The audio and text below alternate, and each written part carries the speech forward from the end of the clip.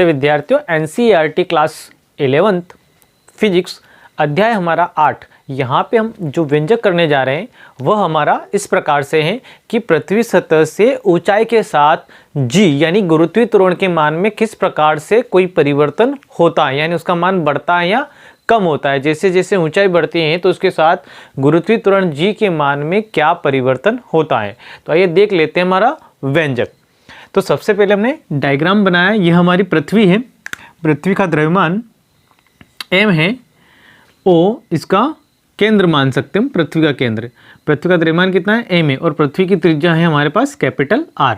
पृथ्वी की सतह से h ऊंचाई पर, पृथ्वी की सतह से h ऊंचाई पर बिंदु P है, जिस पर हमें गुरुत्वीय त्वरण g के मान की गणना करनी है कि यहाँ पे मान पृथ्वी सतह पर कितना है और यहाँ पर जब ये h ऊंचाई पर चला जाएगा तो इसका मान कितना हो जाता है।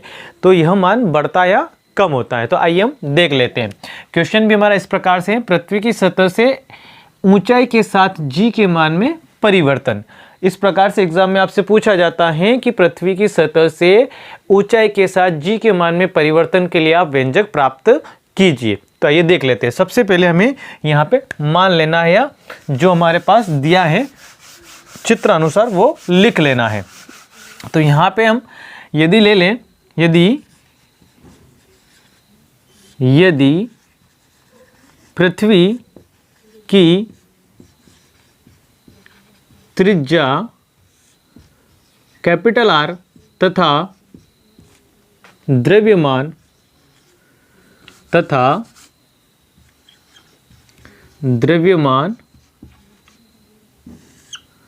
कैपिटल M है, तब या तो पृथ्वी की सतह पर गुरुत्वीय त्वरण g,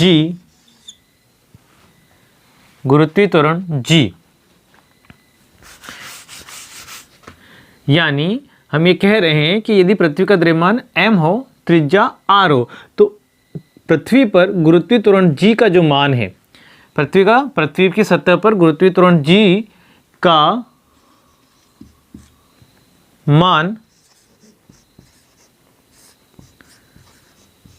निम्न सूत्र द्वारा दिया जाता है या लिखा जाता है या मान प्राप्त किया जाता है। यदि पृथ्वी का द्रव्यमान m है, त्रिज्या r है, तो उस स्थिति में पृथ्वी की सतह पर गुरुत्वीय त्वरण g का जो मान होता है वह निम्न सूत्र द्वारा ज्ञात किया जाता है। तो हमारा सूत्र क्या बनता है, g बराबर gm बटे r स्क्वायर। ठीक है, इसे हमें क्या कर लेना है, समीकरण नंबर 1 नाम दे देना है। यहां पर यह g जो है आपका गुरुत्वीय त्वरण है, यह g गुरुत्वीय नियतांक है, r आपकी पृथ्वी की त्रिज्या है और m पृथ्वी का द्रव्यमान है। अब हम आगे बढ़ते हैं। अब यदि चित्रानुसार पृथ्वी की सतह से h ऊंचाई पर, पृथ्वी की सतह से h ऊंचाई पर, पृथ्वी की सतह से h ऊंचाई पर कोई बिंदु P, देखिए यहाँ पे पृथ्वी की सतह से h ऊंचाई पर कोई बिंदु P है तो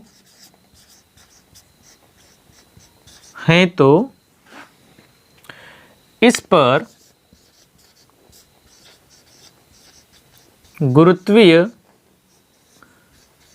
त्वरण g डैश है, तब गुरुत्वीय त्वरण जी डैश है, तब हमारा सूत्र क्या बनेगा, जी डैश बराबर जी एम बटे, यहाँ पे हमारी डिस्टेंस क्या हो जाएगी, बढ़ जाएगी, आर प्लस एच हो जाएगी, आर प्लस एच का स्क्वायर हो जाएगा। यहाँ पे हम बात करें तो यह जो गुरुत्वीय त्वरण है, पृथ्वी की सतह पर हमने जी लिया है और पृथ्वी की सतह से एच ऊंचाई पर क्या लिया है, जी डैश लिया है। और जी एम आपका ऐसा कैसा, यहाँ पे डिस्टेंस क्या है, दूरी क्या है, बढ़ जाएगी। पहले दूरी कितनी थी पृथ्वी की सतह पर, आर दूरी ली रहे, फिर यहाँ पे हम बात करें तो यह जो पूरी दूरी हो जाएगी क्या हो जाएगी, आर प्लस एच हो जाएगी। इसको हमें क्या करना है, समीकरण नंबर 2 नाम दे देना है। अब समीकरण 2 में हम समीकरण 1 का क्या लगाएंगे, भाग लगाएंगे। तो यह जो आपका है इसको आपको नोट कर लेना है। यदि आप नोट कर रहे हैं तो इसको आपको नोट कर लेना है, अदरवाइज आपको इसका स्क्रीनशॉट ले लेना है।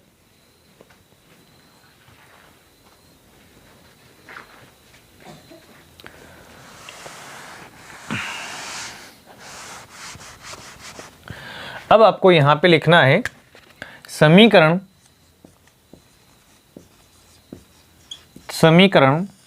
2 में समीकरण 1 का भाग देने पर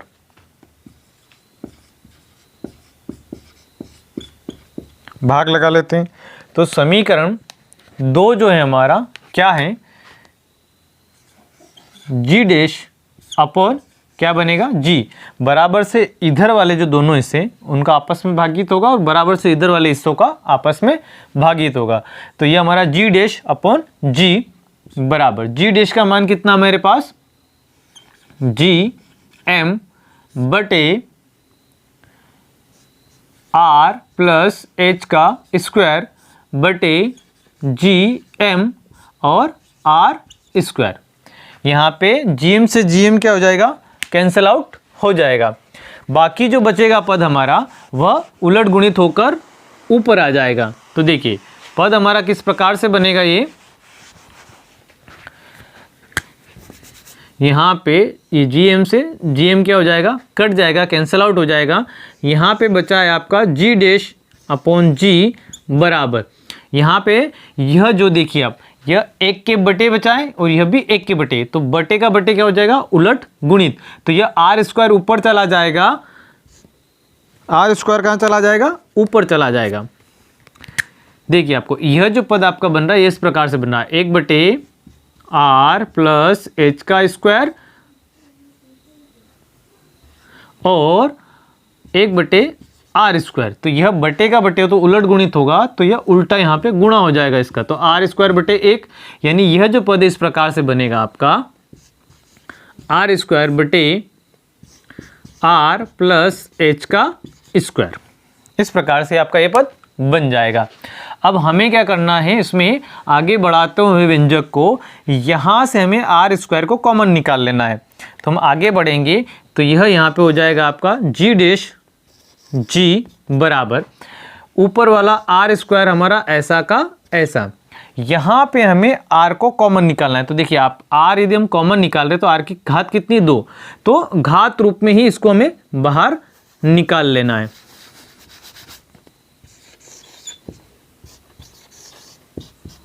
तो घात रूप में जब इसको हम बाहर निकालेंगे तो यह बनेगा हमारा आर स्क्वायर और यहाँ पे इसकी जगह क्या बचेगा, 1 प्लस एच। चूंकि इसके साथ क्या नहीं है, आर नहीं है, तो अंश से यदि हम आर को कॉमन निकाल रहे हैं तो यहाँ पे वो यदि वो पद नहीं होता है तो उसका हर में भाग चला जाता है, तो आर का जो भाग है इस एच में चला जाएगा, यहाँ पे हो जाएगा आपका स्क्वायर। अब यहाँ पे ये वाले आर से ये ऊपर वाला आर क्या हो जाएगा, कैंसल हो जाएगा, कट जाएगा। अब जो बचा है हमारा पद उसको हम लिख लेते हैं। तो यहाँ पे क्या बचा हमारा, जी डैश जी बराबर, यह जो पद है हमारा यह बचा है आपका 1 बटे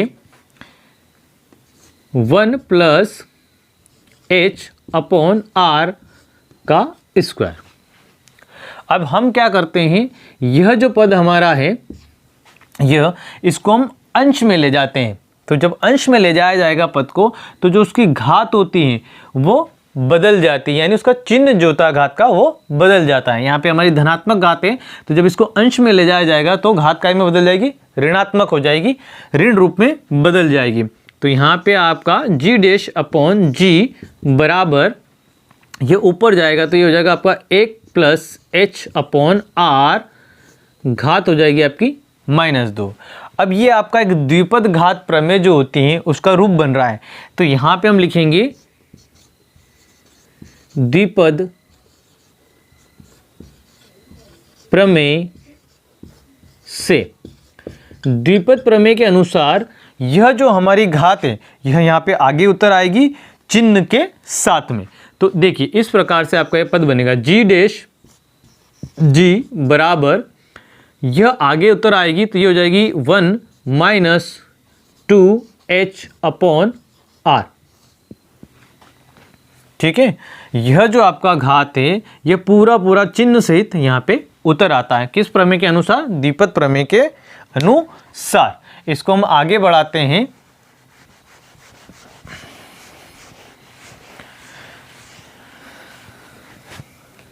तो यहां से जब इसको हम आगे बढ़ाएंगे तो यह बनेगा हमारा जी डैश जी, इसका हमने इधर क्रॉस मल्टीप्लाई कर दिया, तो G dash G 1 minus 2h upon R, और यही अभिष्ट आपका गणना सूत्र है कहाँ पर? h ऊंचाई पर। कहाँ पर? h ऊंचाई पर गुरुत्वीय त्वरण g के लिए।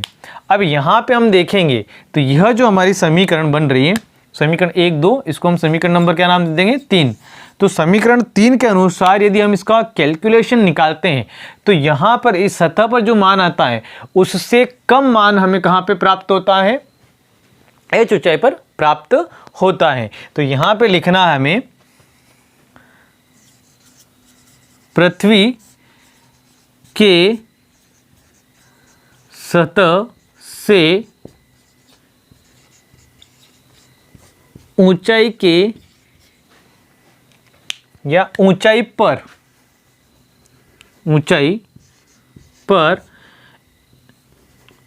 गुरुत्वीय त्वरण g का मान कम होता है। यानी ऊंचाई के साथ या ऊंचाई जैसे जैसे बढ़ती है उसके साथ साथ गुरुत्वीय त्वरण का मान भी धीरे धीरे क्या होता जाता है? कम होता जाता है। ऊंचाई के साथ पृथ्वी के जो गुरुत्वीय त्वरण होता है उसका मान भी धीरे धीरे क्या होता जाता है? कम होता जाता है।